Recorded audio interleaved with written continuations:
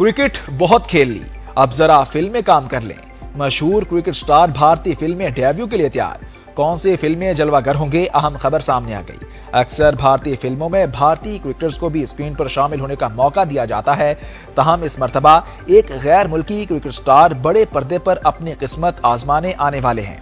भारतीय media report के मुताबिक साउथ फिल्मों के सुपरस्टार आलू अर्जुन के मद्दाह और उनसे मोहब्बत रखने वाले ऑस्ट्रेलियाई क्रिकेट स्टार डेविड वार्नर जल्द ही जनूबी भारतीय फिल्म में जलवागर होंगे।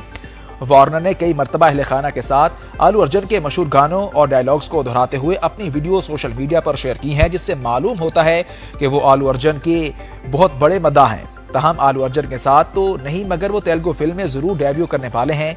मीडिया रिपोर्ट में बताया गया कि जनूबी भारतीय फिल्म इंडस्ट्री के मशहूर प्रोड्यूसर रफी शंकर ने इंकशाफ किया कि डेविड वार्नर जल्द ही तेलुगु सिनेमा में डेब्यू करने वाले हैं और वो उनकी फिल्म गुड्डू मुल्ला की हिदायतकारी में बनने वाली नितिन और श्री लीला की फिल्म रॉबिन हुड में ऑस्ट्रेलियाई क्रिकेटर का मुख्तस किरदार अदा करेंगे। क्रिकेट बहुत खेल ली, अब जरा फिल्म में काम कर ले।